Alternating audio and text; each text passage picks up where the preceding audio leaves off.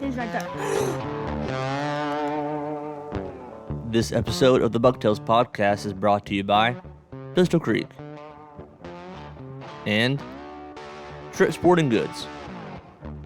Oh, good blood. All right, that's got some good blood here. Yeah. Shut up. Yeah. Look at that. Woo. Good deer, babe. Welcome to Bucktails podcast. This is Eli Self. Tonight I'm going to be calling Brent Ehrler. I met him at the Bassmaster Classic this past year up in Knoxville. I was walking around the expo and walked up and talked to him. Super nice guy. And I told him that I had a podcast and I wanted to try to get him on and just to pick his brain about some stuff. So I want to talk to him today about Lake Lanier fishing, finesse fishing, a little bit of forward-facing sonar stuff, and if it's changed, how he fishes or how he used to. Talk about sponsorship stuff and trying to get sponsors and how that's changed over time. And so that's kind of the goal for today. I'm gonna go ahead and give him a call, and hopefully he'll answer. He's on the road today.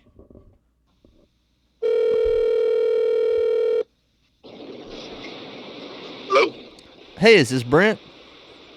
How's that? Yeah, I can hear you loud and clear. Perfect. Is that better than before? Yeah, a little bit. Okay, perfect.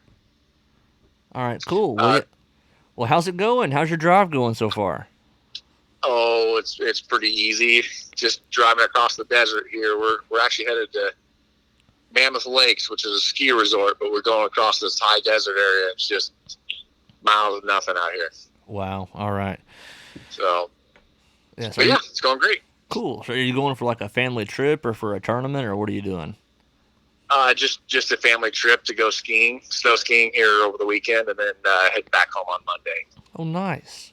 Yeah, my cousin. Yeah, my cousins snow ski a little bit. I haven't gotten into it much. I've been once, but Really? Yeah, I live in North Georgia, so there's a few areas like up in the Carolinas and Tennessee where you can go. But no, that sounds like a good time. It's not necessarily famous for it, for sure. No, I get it. Yeah, I was fortunate. I grew up skiing with my parents and have continued on. Now my son's in skiing, so he's been talking about it a bunch, so we're finally going. Gotcha. Awesome. This year. Yeah. Gotcha. How old? Yeah. How old's your son? He's 12. 12 years old. I've got two little girls. I got a 3-year-old and a year and a half old. So not quite into the skiing yet. We did go on we did go up to the mountains over the Christmas break, and there's like a kid sledding hill we took them to. Then the 3-year-old got to do some snow tubing. But so that was fun. Great. Yeah, it was a good time. Yeah. Yeah. That's awesome. Yeah, but anywho, yeah. So my name's Eli Self. You probably don't remember me much, but I met you at the Classic last year in Knoxville. I was surprised to see that there was one guy talking to you. There wasn't like a big line or anything. So I was like, well, heck, I've got to wait for a minute because I saw Rick Clunn. He had a line of people waiting to talk to him and a few other guys. And I'm like, heck, not going to be a huge wait, so I hung around and talked to you there for a second. So, oh, good. Yeah, so thank you so much for talking to me. Of course. Before I called you, I was telling, the guests that, or my, not a live audience, but, my listeners, telling them that you're super friendly and, willing to come on. And this is a very, very small podcast, Bucktails podcast. It's more of a hobby, but I've enjoyed. I've got to interview interviewed a few people. You're probably the biggest that I've interviewed so far. So congratulations. So cool. You're the most famous one. I have interviewed Randall Tharp. He's up there, close to your level. But I got to fish with Randy, growing up. I went on a trip with the USSA, like kids with disabilities and things like that get to go. So I did meet Randy through that. But good. But yeah, so you're definitely one of the, if not the biggest name I've ever had on here. So how does that feel? Oh, that's great. Oh, thank you. Yeah, so I was gonna go Looking forward to it. Yeah, man. I was gonna go into some stats here about your career, and it may be right, may be wrong, but it's from California. You've been a pro for 19 years, it says. Is that right? Yep. 19 years, 50 top 10 finishes, 8 wins. And this says as of 2021, so that's probably not true, but No, I think that's right. I think I have 9, but I can't.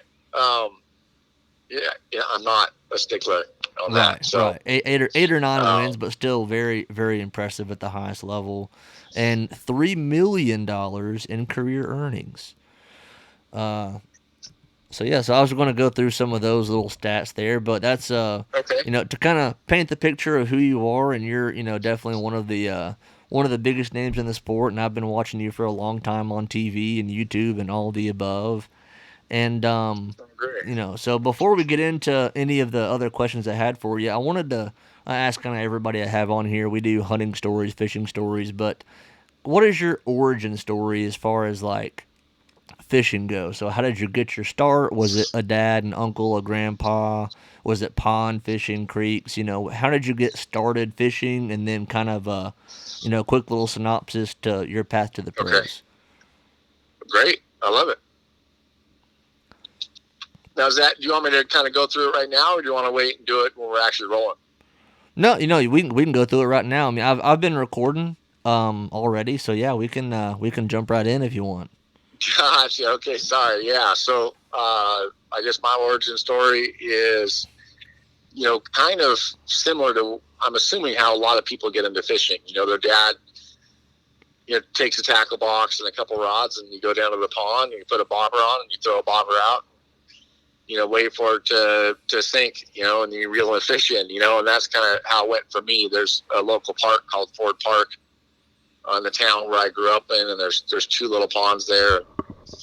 I still to this day remember going there the first time. I must have been 4 or 5 years old, and they have a kind of a sidewalk that they made around the pond to walk around it. Well, they poured concrete, and the concrete, goes out into the water, and then there's concrete. And I remember taking a little night crawler, on a hook, and I remember just dropping it in the water to see what it looked like. And I watched the bluegill swim out from underneath this ledge. Like, that was my pattern when I was a kid. Is, you take that worm and you drop it in front of this ledge, and then if there's a bluegill there, he just swims out and eats it. And I watched this whole thing happen, and no pun intended, I was hooked, instantly. So, for the longest time, I was kind of, whatever fish bit, if it was a carp or a catfish or a trout, it didn't matter. That's just I just love fishing. And, later on, I got into, bass fishing a little bit and fly fishing. And so I used to tie all my own flies, and I fly fished a ton. And then I started, getting into bass fishing. When I started getting into bass fishing more, then that kind of took everything. That took over everything. I enjoyed that more than anything. Just more because I was intrigued with the artificial lure side of it. I'm not really a bait fisherman. I don't really like putting a worm on and throwing it out and waiting. I like the concept of fooling a fish and being active with it. I can't sit still. I don't like waiting. I want to be casting and moving and doing something to where, I feel like I'm trying to entice that fish. So that was kind of, what drew me to the artificial side for bass fishing. And, this was at an early age. I was probably around, I'd say 12 years old when I started getting into bass fishing a little bit more. And then it was always kind of there. I did a lot of different things here and there, school, and, I snow skied a lot. I actually went and worked at a ski resort and, thought that I was going to get into snow skiing as a living. And then, then I went to college. And then when I went into college, then that was kind of when I started getting a little more serious into bass fishing. And I joined a club, bass club, that had one tournament a month. And it was a small club. They only had 25 members.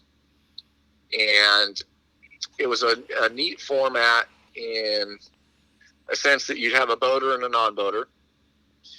And you both worked for your 5-fish limit, but it was your combined weight that went for the win. So it was not a cutthroat. The guy in the front really wanted the guy in the back to catch fish because, you were both helping each other. And it was a great learning platform. The club was called the Point Seekers. They're out of Riverside, California. And I started with them. And then I went and I started fishing as a AAA, which is the amateur, in a circuit called One Bass, which stands for Western Outdoor News. They had a circuit out on the West Coast, regional. We went to Arizona, Nevada, and California. And same thing, I fished as a co-angler. And the format they had was the pro and the co-angler both work to catch 5. Doesn't matter who catches them. But if we go out and we catch 12 pounds one day, I carry 12 pounds over onto the amateur side, and he carries 12 pounds over onto his pro side. And they were 2-day events. And I did that for, I believe, 1 year. And then I fished as a boater on the One Bass circuit. And then I started fishing the BASS Western Invitationals. And then the Western Invitationals left because they didn't feel like the West was giving the participation that they needed. And that is when the FLW Everstart circuit came out west. So I started fishing the Everstarts in, I believe that was 2003. And I fished 03, 04, the Everstarts. And then I qualified to fish the FLW Tour. And I went and started fishing the FLW Tour in 2005. And I fished with them for, I believe, 10 years. And then I went over to the Bass Elites. And I fished the Bass Elites for 4 years. And then Major League Fishing came out with a Bass Pro Tour. And I've been with them since 2019. So, we're talking 20-something years here of kind of, bass fishing, including the amateur, club level stuff, 1 month kind of thing. So, I've been doing it for quite a while now. I believe I started tournament fishing when I was about 21. So, I joined that club when I was 20 or 21. So, I was still in college when I was doing that stuff. And then here we are today. I've been doing it full time since about 2007. I started in 2005, but I was still working. I was actually working construction. I was going to get my contractor's license. And then there was an easy transition with the housing market tanking and fishing taking off. It just fished full time, and that was my sole income. So I've been doing it full time for a long time now. So I would say it was probably full time since about 2007, even though I was fishing professionally in 2005. Gotcha. So okay, it's been a crazy journey for sure. It's kind of crazy. I can tell you a fish I caught in 2005. I can't tell you, a fish I caught in my last tournament of this last season. So everything's kind of running together now. Yeah, I'm sure you've probably been to certain lakes a blue million times, and I'm sure it all runs together for you at this point, doing it for that long. I mean, most people, you go into a job, after 30 years, you retire, so you've almost had, a full 30 year, you're getting there, for sure, as far as, on your way to having a full on 30-year career. I mean, that's a long time. And on those, those tournaments where you were saying, it was a boater and a non-boater, and you were fishing, for the same weight. Were those random draws, or was it like you fished like with a certain partner? I think with the Point Seekers. The Point Seekers, it was a random draw, Okay. And then same thing with the One Bass circuit, Western Outdoor News. It was a draw format to where the amateur would get drawn with a pro, and it was great because it was a great way to learn. You didn't get it wasn't a format where the pro is rightfully trying to catch the fish because they're fishing the pro class, and therefore not necessarily helping the amateur in the back. This was a format where it was a shared weight. So, if the guy in the back, the amateur caught a fish, it helped the pro. So, in fact, I'll tell you, do you know who Art Berry is? I do not. So Art Berry is a California fisherman. When I first went back and started fishing the FLW Tour, he was my roommate. He went back and fished the FLW Tour for a couple of years. Really good fisherman. When I was fishing as an amateur on the AAA side, I drew Art in a tournament. And I fished for 2 years. I forgot. It wasn't 1 year. I fished for 2 years as an amateur. The very first year that I fished, I qualified for the championship tournament. And I go to the California Delta for the championship tournament, and I draw Art Berry, which, I knew who Art was because he was a real famous Western fisherman. And he told me the night before, I go, hey, what do I need to tie on? He goes, take all the line off of every one of your reels and just show up in the morning. Don't bring any baits or anything. He goes, I have everything for you. And he goes, I want you to have the right line and everything rigged up. So don't worry about it. So I show up in the morning, and he starts re-spooling my rods with his line to make sure that I had all the right equipment. And he goes, tie this bait on this rod. And I tie that on, and he's re-spooling my other rod. And he goes, tie this bait on that rod. And we go out fishing. I jump out on the back deck. He goes, no. Get up here. I want you shoulder to shoulder with me. And so I jumped up front and fished, shoulder to shoulder with him in this, Pro-Am tournament. It's a great format to learn. It's not the cutthroat, the guy in the front's, kind of backseating the guy in the back, because, if it's a Pro-Am format and it's not a shared weight, if the amateur in the back catches a fish, that's a fish that the pro could use to, win some big money, or if he's doing it full time, it's a big deal. Yeah, I've heard some horror stories about that, fishing the BFLs. Some of my buddies and my cousins have fished BFLs around here on Lake Lanier and whatnot. And same deal, they'll have them sticking out in the middle of the lake and nothing to throw at, and out there, in no man's land. And, some of the boaters are great, and they, give them a chance to cast, and, if they get hung up, they'll go, get their lure out or what have you. But yeah, I've heard a few stories. And my cousin fished a tournament, and he said he would, get hung up. Said, "Hey, can you ease over, 10 feet? I'm hung up right here." And then the boater would be like, "No, I don't have time for that," And then he ended up having to break off a whole lot of stuff. And I get it. Some of the guys are fishing for their livelihood, but but that format, like the BFLs or the Bass Opens, it opens the door for that to happen, and that's you get men and women with money involved, and some nasty things come out. So unfortunately, and that's just the way the world is. Yeah. But no, that sounds. I'd heard about the one bass stuff on another podcast at some point, and I thought that was a very interesting format. Yeah. So they still they're no longer doing the series. Okay. They had a north and a south. They're no longer doing that, but they are still doing the One Bass U.S. Open. So if you ever hear about the U.S. Open, that's One Bass. One is WON. It stands for Western Outdoor News. Okay. And they still have the U.S. Open. I want to say they have 3 separate U.S. Opens now. So they have 3 tournaments a year. And they're neat formats for a Pro-Am scenario. Gotcha. And I'm thinking I heard something recently that Bassmaster is like the U.S. Open is now a qualifier for the Classic. Is that right? I think that's some news that just came out pretty recently. I don't know that.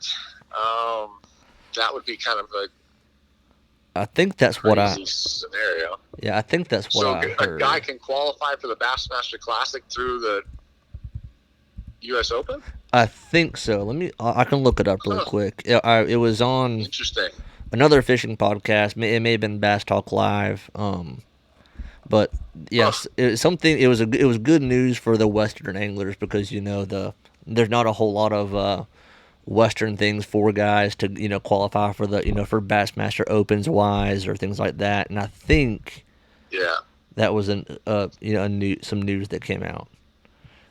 Okay, let's see here. Yeah, One Bass announces new partnerships, prizes, and incentives for 2024 Open tournaments. Let's see. They will include 5 Pro-Am style events, and the events will also feature automatic berths for Pro and AAA competitors to compete in the 2025 Bass Nation Championship. And at the Bass Nation Championship, 3 anglers earn berths to the 2026 Classic. So it's not a direct path, but I guess it's a way for them to qualify. To the Bass Nation. Yeah, so Gotcha. it puts them into the Bass Nation Championship. So that makes sense. But it's another avenue for Western guys to get out there, and it's that's yeah. So that's good news. Yeah. But yeah, but no, they're a great organization for sure. Awesome. I enjoyed fishing, especially learning. It was a great way to learn, and to just get into tournament bass fishing. There's no better way to learn than to go and fish a format like that. Right. Well, and that's something that a lot of guys that around here that I grew up with, have recommended, to people is to fish BFLs, go be a co-angler first, even if you have a boat. I mean, I've got one of my brother-in-law's good friends has a boat, fishes Lanier all the time by himself, on his own boat, but he fishes BFL as a co-angler. He said he learns so much on the back of, a lot of different guys' boats. He fishes the entire, I think it's the Bulldog series, but he said that's something that he's always said. He said, I mean, heck, he said, I might could go and finish middle of the pack and do decent on the boater side. He said, but heck, I have just as much or more fun, on the back of different people's boats as a co-angler. Yeah. No, it's a great way to learn for sure. Cool. All right. Well, I've got a few questions to run through here for you. One, just off the top of your head, take like 5 seconds to think. The best tournament ever for you. What is the best tournament, like the most memorable, what have you? Your best tournament ever, what comes to mind? I kind of have to go with the Forestwood Cup in 2006. Okay. I started fishing the FLW Tour in 2005. I did not qualify for the championship, the Forestwood Cup in 2005. I fished again in 2006. I qualified for the Forestwood Cup championship, and then I ended up winning that tournament. And here I'm I'm young. I'm working construction at home. I'm fishing nationally, but I don't know what I'm going to do with it. It's just a hobby. And then, I end up winning the championship tournament, which at the time it was $500,000 for first. Yeah. And, I won that tournament. I remember thinking that this is going to change everything. This is a big deal moving forward, that, this could potentially be more than just a hobby for me. And it was really the turning point for, me to where, actually make fishing a career path. And, so that was a big deal, that, I have to go with that tournament just because of the magnitude of something like that happening. Just kind of changed, my whole future, really. Yeah, and that's something you can travel and fish for a long time on $500,000, and I'm sure that opened up a lot of sponsorship relationships and things like that for you. Do you think if you wouldn't have won that tournament, do you think it would have, would you have still been able to make it to where you are today, or was that like a huge step for you to make it as full-time touring pro? I think it still would have happened. I want to say it took. I don't think I won a tournament in 2007, but I think I won my first tour level event in 2008. So it wasn't like, one thing about bass fishing is you don't necessarily go out and win a tournament and instantly get sponsors. Right. And my sponsorship platform didn't necessarily completely change overnight after winning that tournament. But when I was able to kind of back it up, the next year, the year after that, and then the year after that again, you start kind of building on that. It's just, you kind of bank, when one thing happens, it's pretty cool. And then something else happens, and then something else happens, and something else happens. Then it's like, okay, now you're kind of at that level of getting more attention and getting more sponsorship opportunities. Just winning one term alone will not do it. Yeah. And so you have to be able to back it up. And I was fortunate to do that over the next several years. The next 5 years, I was able to accomplish a lot, and then, be able to, work with more sponsors and have more opportunities. And so, I was very, fortunate to have, first off, that tournament happen, but then be able to, back it up. That, if I wasn't able to back it up, I may not be where I'm at right now. So fortunately, I was able to continue, moving up and kind of, figure out my way in the fishing world and continue to have success. And so it kind of helped, like I said, just helped out that sponsorship portfolio. Gotcha. No, that makes a lot of sense. And that's, a lot of people are being very transparent nowadays with sponsorships and how hard it is to make it as a pro. And it's not just, just because you're a pro, they're not going to come knocking your door down. And I wanted to ask you a little bit about that, because I've got some guys, there are some local guys who are starting to try to get to that AAA level and things like that. And so, you have a great relationship with Daiwa. So with Daiwa, was that something that you reached out a few times, or did they come to you, or was it through like a mutual connection you had with another angler, or? All right, I lost Brent. Let me call him right back.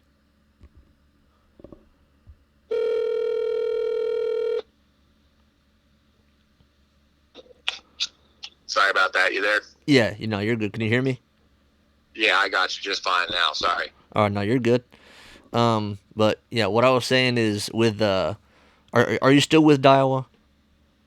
I am. Okay, I should have asked that before I went into that. But so with a company as big as Daiwa, was that something that you reached out to them and they like asked you for a resume, like, okay, or did they know you well enough at that time? I'm not sure how long you've been with them, or did they? Yeah, how did that I've been start? with them now for probably 10 years. Okay. And the way that kind of worked out is, so there's a guy named Kurt Arakawa. Now, Kurt was involved with Daiwa 20 years ago. And he was the one that developed the Team Daiwa with, Clun, the Hibdens, Yellis, my buddy from out in California, Rich Tauber. All these guys were on Team Daiwa. And that was Kurt Arakawa that did this. Well, Kurt left, and I think he was selling insurance, and then he was hired on by Jackal Lures to be the marketing manager for Jackal Lures. And I saw Kurt at all the shows, and I always talked to him. And he called me one day and asked me, about doing, working with Daiwa. And I go, well, I'm running the Lucky Craft rods, because Lucky Craft was doing rods at the time. And I said, can I do reels only? And he goes, no, it's got to be both. And I go, well, let me think about it. Let me talk to Lucky Craft and see what happens. And, not much came up immediately. We talked again. I go, Kurt, we all know how good equipment you guys have. I go, the only problem is you guys have the best high-end stuff, but you don't have any of the mid-range stuff. And he goes, it's funny that you say that, because we're coming out with a new line next season that's going to be a $150 price point. And he goes, we're calling it the Tatula series. And, I want to say this is 2013, I think. I can't remember exactly when that was, but Kurt, if you guys come out with a line like that, then I definitely want to be, on board. So I started working with them the next season and at the start of the Tattoola reels. And so I've been with them since the initiation of the, that whole Tattoola line. Wow. And it was because of Kurt, and I knew Kurt for years. He's a California guy. I mean, Daiwa is based out of Southern California. The U.S. office is out of California anyways. And so it was kind of that, knowing the right person and, being in a position at the right time when they were looking to push things marketing-wise to really push this whole new line. So, and then since then, I mean, at the time, it was myself and Ish Monroe and Takahiro were the only guys running Daiwa. And, now we're down to, there's 6 or 8 or 10 of us on the team Daiwa. And that was, that was such a neat thing for me growing up and being on the outside looking in. That whole team Daiwa thing was such a cool marketing side that it was just, that was the coolest thing ever. Those guys that were on, Yellis and the Hibdons and Clun and Cochran, Zell Rowland. I mean, those guys were gods to me back then, know. Mm-hmm. And here I'm a kid getting into fishing, and it was the coolest thing seeing these guys and the rods and reels they're doing, and to fast forward 20, 25 years and be in that position to work closely with a company like that. And now we're down to the Tattoola Elite rods that are signature rods that, this wasn't here's a rod, can we put your name on it? It was, what rod do you want to see in our lineup? And, getting 4 or 5 prototypes and saying, nope, it needs this. And then, 2 weeks later, 3 weeks later, here comes another 4 or 5 rods. And then, oh, this one's almost right. You need to change the handle. You need to do this. And I mean, everything that is on those rods that all of us are pushing, are all exactly what we wanted. It was never, just, hey, we want this rod in the lineup. Can we put your name on it? It had to have all of our input on it. And it's really been a great line, the Tattoola Elite Series. And those are the only rods I fish now.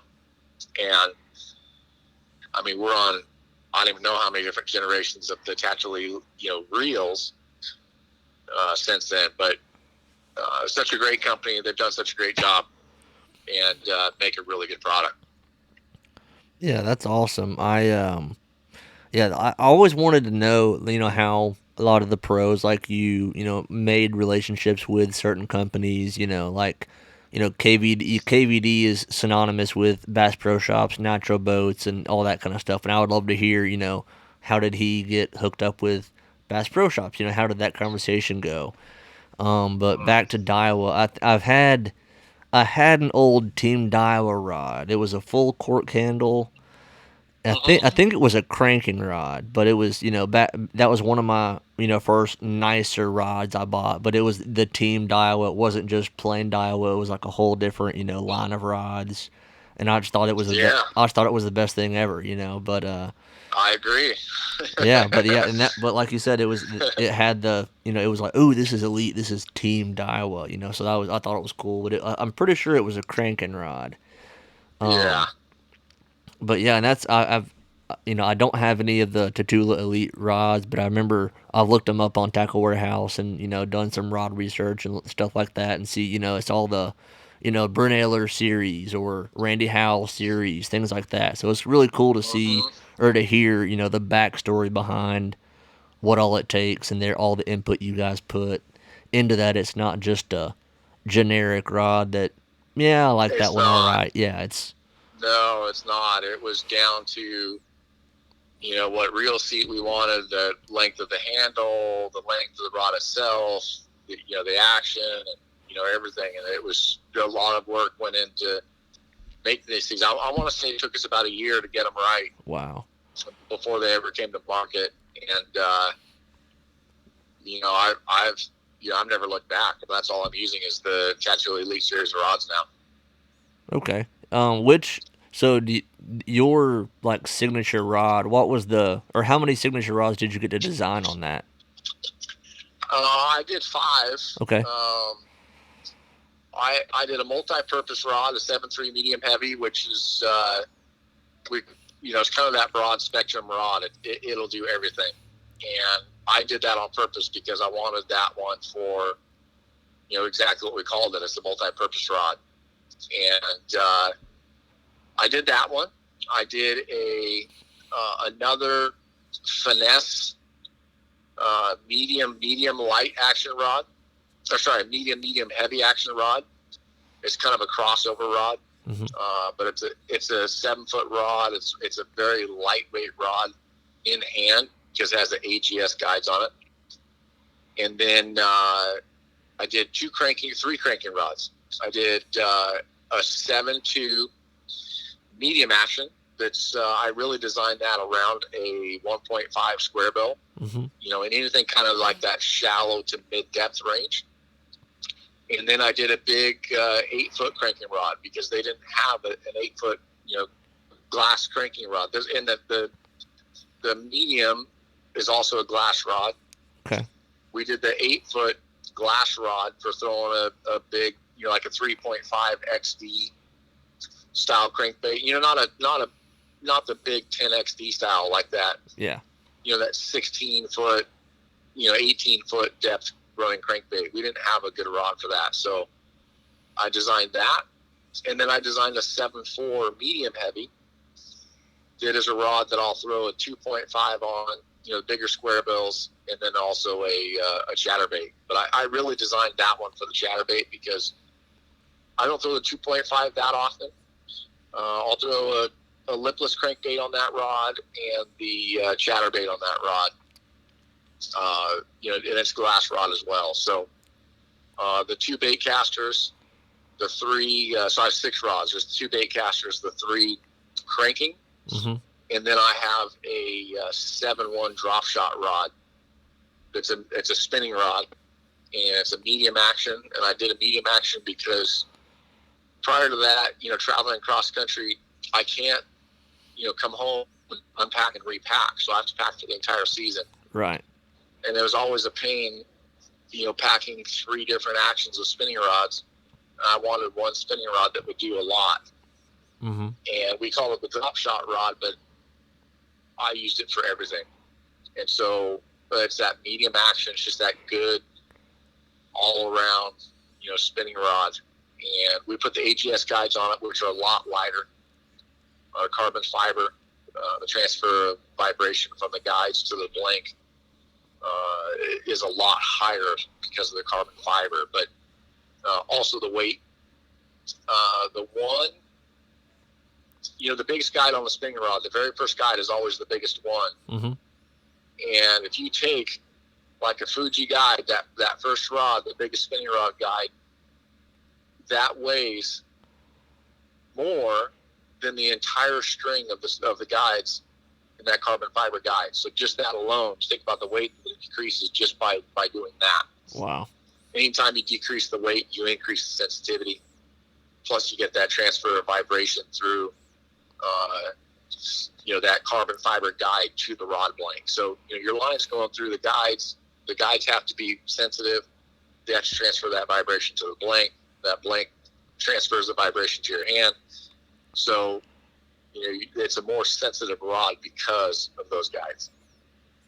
And Gotcha. so that spinning rod, the drop shot rod, we put those AGS guides on it, just to decrease weight and increase sensitivity.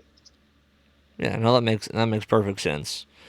So I was a little surprised to hear you didn't have more than just the one finesse rod, but I guess like you said that medium action spinning rod does it tackle any kind of finesse that you do outside of drop shot, or is it mainly just drop shot for you? Yeah, anything spinning related, I throw anything and everything I throw on that rod. Okay, gotcha.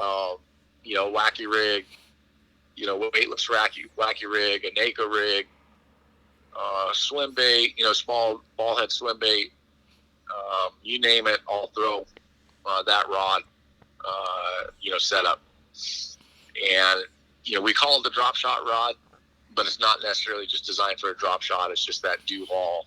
Yeah. I like those kind of broad spectrum rods that can do multiple applications, and that way guys don't have to be, fine tune one rod for one application. You want one rod that can do multiple applications. Right. And you can save a lot of money by buying a rod like that because you can do so many things with it. You don't want to spend $200 on a specialty rod and only be able to throw one bait on it. Mm-hmm. If you're gonna spend that much money, you don't want to be able to do something that's you can do multiple things on it. And what I'll see with that rod is that a guy can buy that rod, spend I think they're $250. I don't know the exact cost on them. With the AGS rod or guide on it, and be able to throw a drop shot, be able to throw a wacky rig Senko, be able to throw a NACO rig, be able to throw a shaky head, be able to throw a ball head swim bait, whatever spinning application you can think of. I mean, it'll tackle it. Gotcha. So, all right. What's the taper on that spinning rod, or what's like your preferred taper? Like, is it kind of a fast or extra fast for your finesse spinning? Normally a fast. Okay. Normally I run fast taper on most of those rods. I just like that fast taper to where you usually have a little bit softer tip and have plenty of backbone to it. Yeah. Your softer tip's going to help with castability. It's going to help with fishability, meaning that you're not overpowering the bait on the bottom. If it's something that you're drop shot or NACO rig where you're trying to impart a lot of action on the bait, but not a lot of horizontal movement away from the fish, mm-hmm. then you need a little bit softer tip on that rod just so that you're not overpowering that bait, moving it too far. And but you also want to have that backbone on there to where you can set the hook and get better hookup ratio. Right. No, that makes perfect sense. I do have a question for you. It's kind of a unique to me kind of question, but I have a physical disability, and so the way I hold a fishing rod, I can't throw a spinning reel because the bell hits my hand. Mm-hmm. So all my rods are baitcasters, and so throwing things that are super lightweight are pretty difficult because it's like, and I haven't bought any of the bait finesse reels. I know they make, like a Curado BFS, or Shimano makes another one. Tatula, I think, makes a 70 size reel. I think there's a Tatula 70, I believe. So that's more, not really bait finesse, but a smaller spool that's not going to have as much line, lighter, easier to throw it out. So I've got to get one of those reels, but the bait casting, and I guess I know the answer to this, but why do you think drop shotting or a lot of the finesse stuff on bait casting rods, why hasn't it taken off as much? And I know bait finesse is getting bigger in the U.S. I know it's pretty big in Japan, but why has it taken so long to kind of do that? Is it just because spinning works so well, or are there other reasons that kind of benefit? I think that it's easier to cast a lighter bait. They are making better reels. Daiwa's making the SV spools of reels, which are designed for casting lighter baits.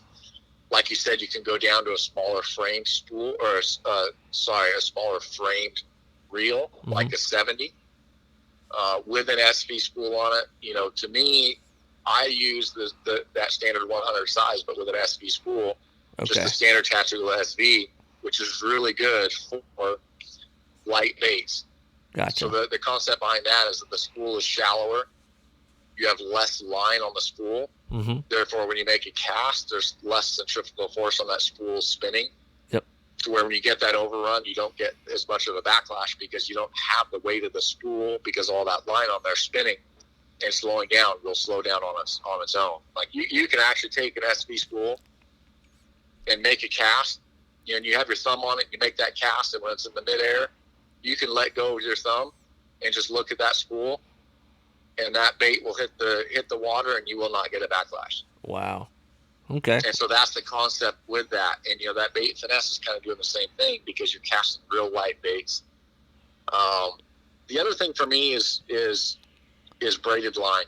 Everyone's going to braided line on their spinning reels now. Mm-hmm. Some people are switching over to braided lines on BAITCASTERs. I don't like it. I overpower it because of the drag. That's the one thing I like about spinning setup is the drag. The drags are so much smoother on a spinning reel that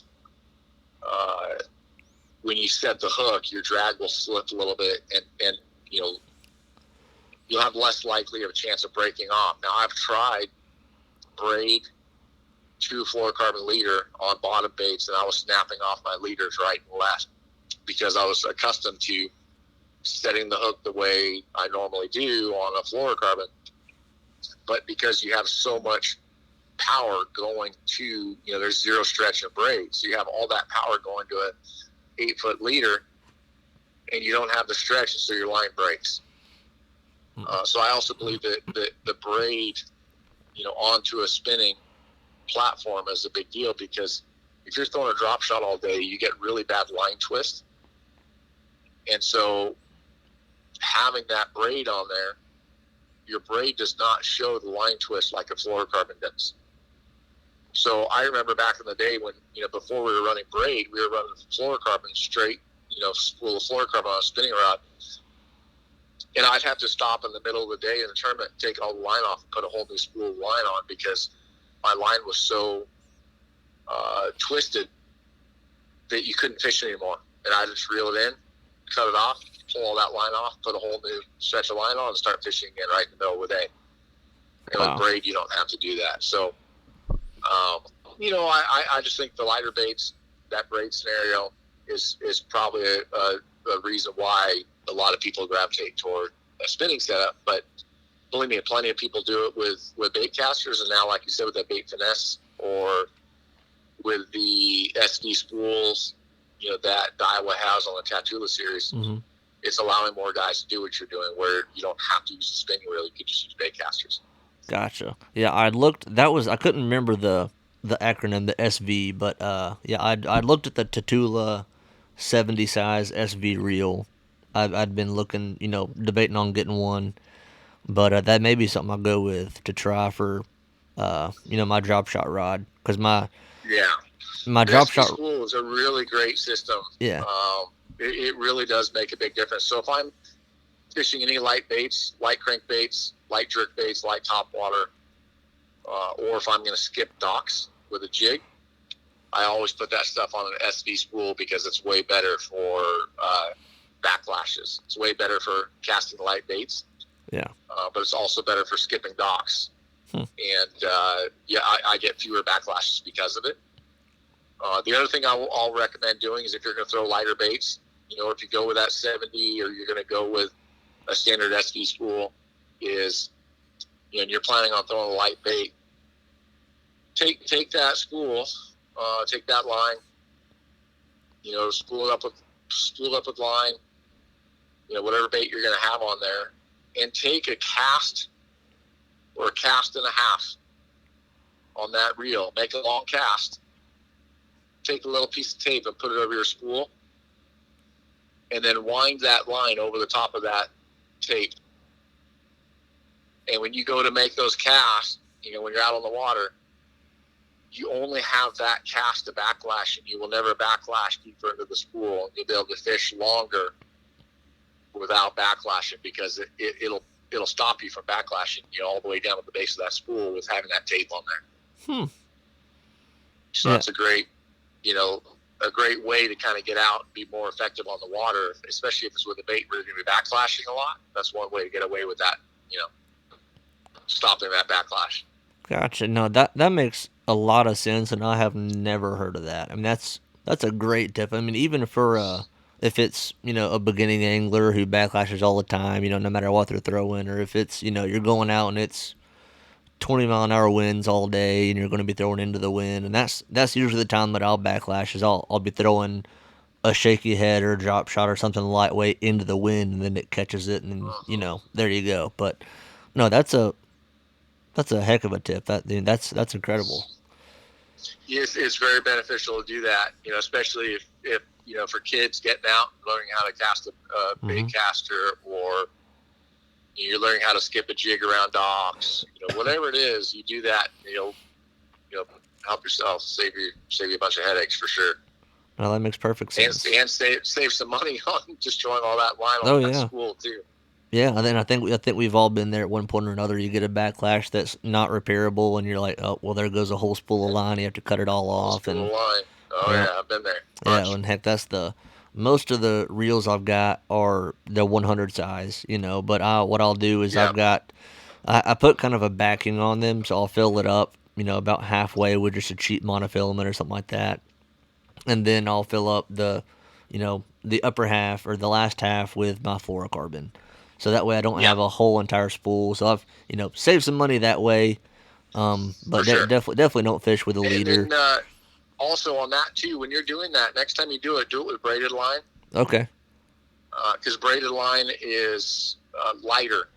Okay. Than monofilament, and it goes back to that SV spool system. The SV spool is lighter, so you don't have that centrifugal force in that spool as it's spinning. The lighter it is, the less centrifugal force there is. So yeah. When you decrease the weight on the spool, it'll actually perform better. Okay. So next time you get a spool, anybody listening, if you get a brand new reel, spool up the base of that thing with braid, and it'll decrease the weight at the base of that spool. And then you have to tape it though to the, if it doesn't have a wiffle spool where you tie the line to it, if it's just a solid spool, you got to run tape on it, because the base of that spool will slip if you run braid right to it, and it'll mess up your line. So you got to put a little piece of tape on there, and then wind the braid over the top of it, and then run half or 3/4 of that braid onto that spool, and then run your fluorocarbon on the top of that. Gotcha. So yeah, I didn't really think about the braid being lighter, but I guess that makes sense. So yeah, I'm about to go through and respool on my reels for the upcoming. I fish a little tournament trail. It's electric only stuff, but our tournament start up here in a few weeks, so I'm about to go through and put all new line on. So I'll definitely be putting braid on a couple of them, or I may put it on a couple, then leave a couple like the way it is now, just so I can see a definite difference. Kind of do it, kind of experiment with it. But I'm definitely going to try that. Yeah, no, it's a good thing to try for sure. Nice. Well, heck, I appreciate that advice there. Yeah. Well, how much longer on your drive do you have? I don't want to keep you too long. Oh, we've got about another hour to go, I think. Gotcha. Well, I won't keep you too much longer. I had a couple more questions for you, but so most of them, I don't have a whole lot of listeners, but most of them are local to North Georgia and around Lake Lanier. So I've got kind of a question for you. So if you were going to Lake Lanier right now, water temperature is right at 50. Depending on where you are, it's either low 50s or upper 40s, depending on where you are on the lake. But wintertime, I know you've been to Lake Lanier before, but if you were coming to Lake Lanier, what would you do? Like, what's your plan of action right now? I'd be out on the main lake looking at points. I'd be looking at humps or ridges close to the main lake. If it was a big creek, big main creek points, but more main lake. And I would be probably concentrate heavy on a drop shot, a jig, out on the main lake, brush piles, that kind of stuff. If I was going to throw a reaction, I would throw a jerk bait. Lucky Craft makes a lightning pointer DD, stands for deep diver. That's kind of my go-to jerk bait right now. It gets down a little bit deeper. The thing runs about 10, 12 feet. So it gets down a little bit deeper. If you have some brush piles where the tops of them are 10, 12 feet, then that's a good jerk bait to throw. Or just for running, points in the morning, some of those clay points with a jerk bait. Mid-diving crankbait, like a Lucky Craft 1.5 DD. Mm-hmm. I like the DD DRS. DRS stands for deep rattle sound. And same thing, I'd probably run some of those clay points. little bit of wind or in the morning, I'd probably run those clay points, and then after that, I'd probably be out, throwing a drop shot or a jig around, brush. I have never fished there this time of year, but I'm just assuming that that's what you can get done. Go out and catch them that way. I don't know if they run to the backs of the creeks after shad or what this time of year, but I know spotted bass love the main lake, especially a herring lake like that where there's a massive amount of bait for them to eat out there. I think they're going to be more along those, that main body, next to some sort of structure. Gotcha. Yeah, no, I wanted to pick your brain because I know you're a finesse guy. You're good with the spotted bass. I didn't know if you'd ever been here in the wintertime, but I tell you, the last few years, Lanier has really flexed its muscles with spots. I mean, lately there's a couple of little local clubs that if you don't have 21, 22 pounds, you're not going to be in the money. I mean, it's insane right now. Wow. Yeah, I mean, it's 21 pounds of spotted bass is not like everybody's doing it, but it's very common to see 21, 22 pounds winning these tournaments. Even the high school tournaments. I'm a high school teacher, and I'm the fishing coach at the high school I teach at, and even the high school tournaments, it'll take 19, 20, 21 pounds to win them. I mean, it's incredible. Wow. But of course, Lanier's one of those finicky places too. You can go out there and have a great day, and then go back the next day and do the same exact thing, and they just don't want to. It's Herring Lake, but Yeah. but yeah, no, it's interesting that you said you wanted to stay, more main lake because I guess it's me historically.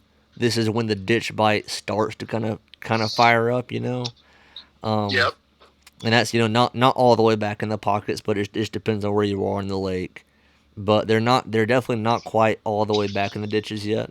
So your game Gotcha. plan staying main lake probably would be the perfect thing to do right now. I mean, you kind of hit it right on the head. Um, Gotcha. yeah, but and a lot of guys are doing the finesse swim baits like the ball head, like a Kitech, things like that, slow Yep. rolling it on the bottom. That's pretty big right now. Demiki rig certain days.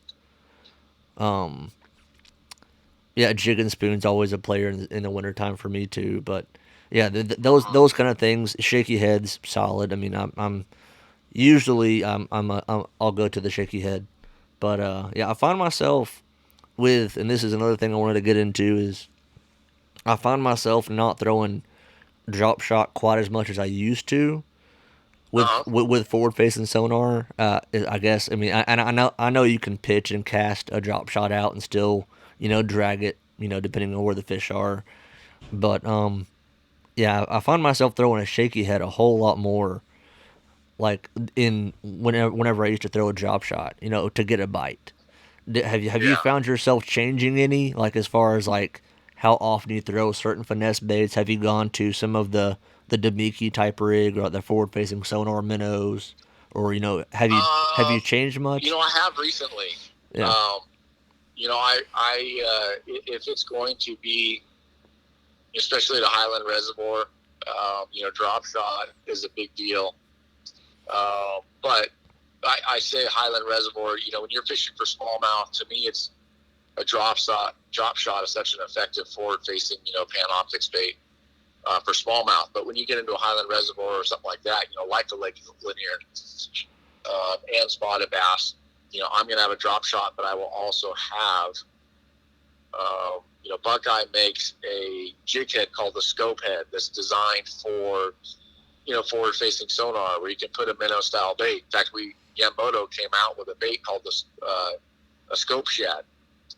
mm-hmm. So now you have a Buckeye jig head that is designed to fit perfectly with this scope shad minnow style bait that Yammoto makes. So you have the head, you have the bait to basically go and fish, panoptics. I run Garmin, so I'm running panoptics, and when I get to a Highland Reservoir like that, spotted bass, that's going to be one of the major baits that I will throw for looking at those fish that are suspended and not necessarily Demiki dropping it to them. Demiki, when that thing came to light, it was a drop and hold it to them, whereas now it's that forward facing of casting out to them and kind of pendulating, that bait down to the suspended fish.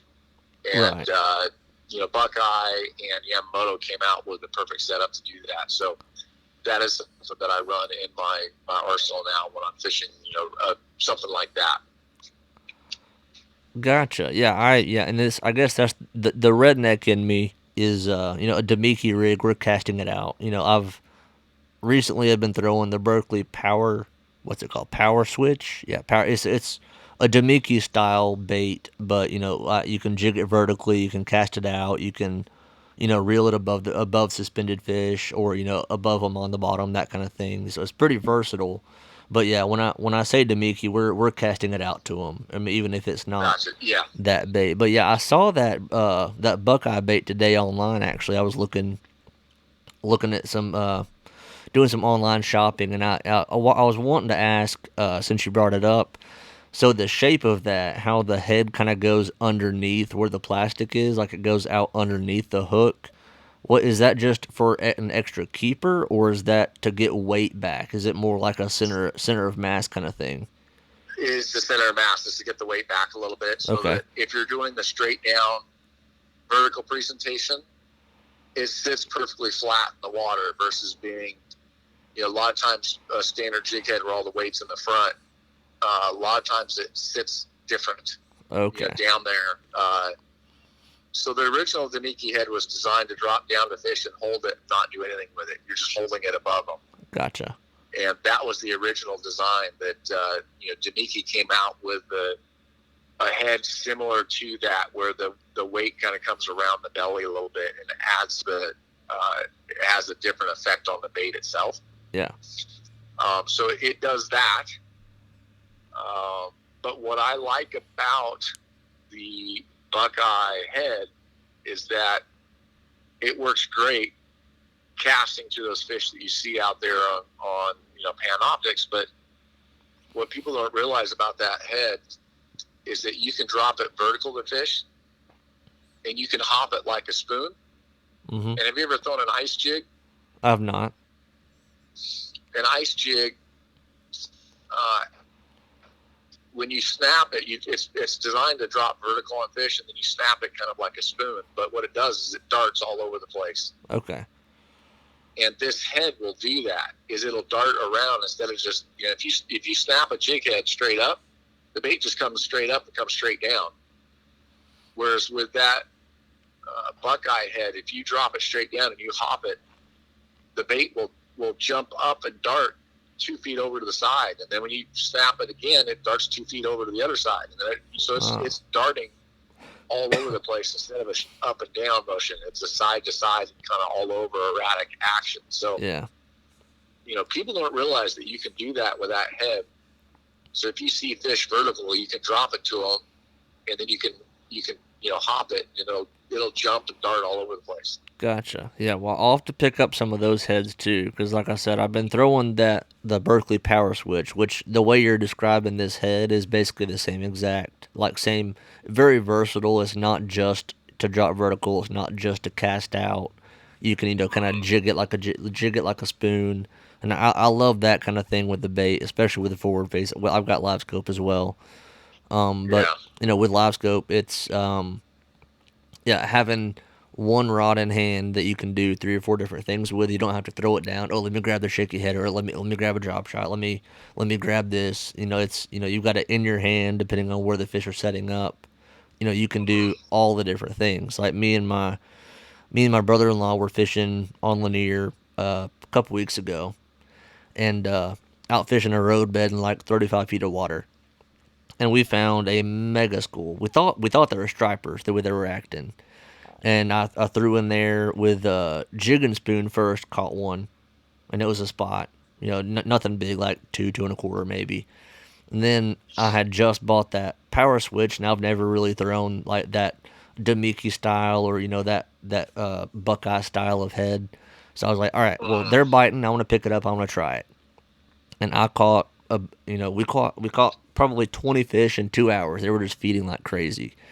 But I caught them. Wow. I caught them slowly reeling it above the suspended fish and the schools of bait. They came up and chased it, and they hit it like that. I caught them Gotcha. jigging it vertically. I caught them casting it out and letting it fall all the way to the bottom and like kind of hopping it back. I mean, it was. I caught fish 4 or 5 different ways on one bait, and that's what that buckeye Yeah. head sounds a lot like. Yeah. It would do the same thing for sure. Yeah, so I'm definitely gonna look at those. But well, I think I've kept you about long enough. We're just over an hour now total. But yeah, thank you so much. I really Of appreciate course. it. Good luck in your season. When does your Bass Pro Tour season start? We start off the end of this month. Okay. We'll be at Toledo Bend. Okay. I want to say I'll end up leaving around the 22nd because I have to drive out to Toledo Bend's on the border of Texas and Louisiana. Okay. And so, it's a hard 2-day drive to get there for me. Gotcha. 2.5 day drive to get there.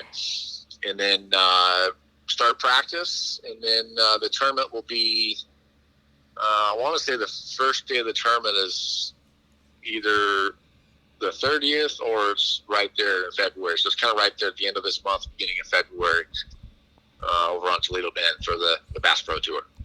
All right. Now, so do you end up keeping a boat like somewhere on the East Coast if you do have like a break to go back home, or how do you manage that nationwide difference there? I leave everything back there. So I'll start here. I'll leave my house the end of January here, and I'll drive out to the first event. And Gotcha. then my next event will be over in Alabama. So I'll drive it over to a friend's house Okay. and leave my boat and truck, and then I'll fly home. Gotcha. And then fly back and fish the one in Alabama, and then drive to the next one and leave it there. And same thing, fly home, fly back, fish that tournament. I just kind of try and leave my boat and truck where it's safe, and we'll fly home for 10 days, 2 weeks, and then fly back to my next event.